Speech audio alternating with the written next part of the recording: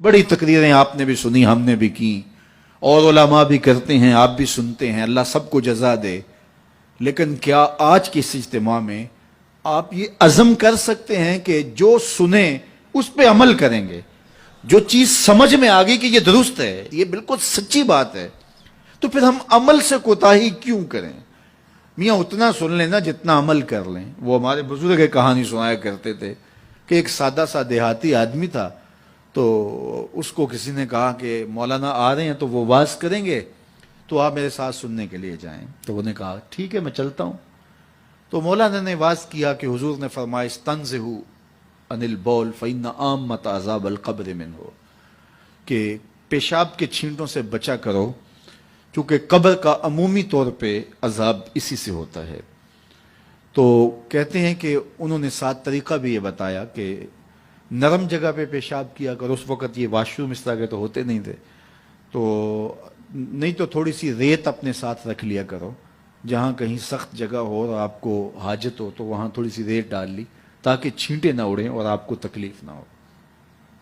तो ये इस पे उन्होंने सारा जोर दिया और गुफ्तगू इस उन्वान से थी। मजलिस ख़त्म हुई, वापस आए तो बात भी इनकी समझ में आई, यार इनसे अज़ाब क़ब्र होगा, और ये मौलाना तो नहीं कह रहे, ये तो अल्लाह के रसूल का फरमान सुना रहे हैं, तो ये बात तो ठीक है। तो उन्होंने सफ़र में अपने साथ रेत रखना शुरू कर दी, 2-4 किलो रेत अपने साथ रखते।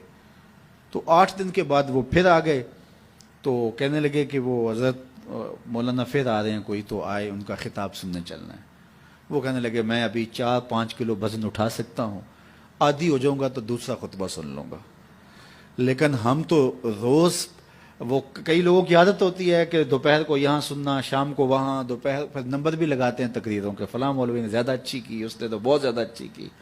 वो जज बने होते हैं और नंबर लगा रहे होते हैं। कानों के चस्कों के लिए हुजूर के फरमान ना सुनो, रूहों के करार के लिए हुजूर के फरमान सुनो। हुजूर के दीन को जो है वो इंटरटेनमेंट ना बनाओ कि ठीक है वहां बड़ा चस्का आता है, फलां बड़ा सरूर देता है, लेकिन ये तय है कि हमने जिंदगी उसी तरह गुजारनी जिस तरह हम गुजार रहे हैं। ऐसा ना करो, अपना नुकसान करोगे।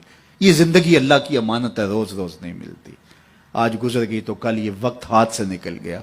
ये अज़म करो, जो सुनो, और अगर आपको यकीन हो कि जो कहा जा रहा है वो सच कहा जा रहा है, तो फिर हमारे पास कोई दूसरा रास्ता ही नहीं है उस पर अमल करने के अलावा। तो आज की इस मजलिस में अगर हम सिर्फ इसी बात को तय कर लें कि आज के बाद झूठ नहीं बोलेंगे, टेंशन खत्म हो जाएगी, अंदर की बेकरारियां खत्म हो जाएंगी, रूहों को करार आना शुरू हो जाएगा, बातन को उजाले नसीब हो जाएंगे। तो ये मेरे हुजूर का किरदार है कि मेरे हुजूर सादिक भी थे, मेरे हुजूर अमीन भी थे।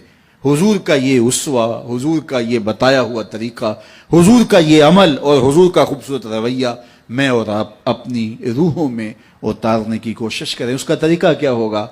आज ही सोने से कबल 5 से 7 मिनट के लिए, वैसे भी सोने के वक्त बंदा कुछ ना कुछ सोच रहा होता है, तो 5 मिनट के लिए सोचें आज सारे दिन में मैंने कोई झूठ तो नहीं बोला। और आप देखें 1, 2, 3, 4, 5 इतने झूठ मेरी जुबान से निकल गए, तो ये तो बहुत नुकसान हो गया। चलो कल का दिन इंशाल्लाह एहतियात से गुजारूंगा। तो कल सोने से कबल फिर दोबारा शाम को अपना मुहासबा करें और देखें कि आज तो हमने झूठ नहीं बोला। और अगर आप नीचे आ रहे हैं तो अल्लाह का शुक्र अदा करें। फिर अगला दिन, चौथे दिन, 5वें दिन, 6ठे दिन आप जब सोएंगे तो आज सारा दिन अल्लाह का शुक्र है मज़ा से भी झूठ नहीं बोला।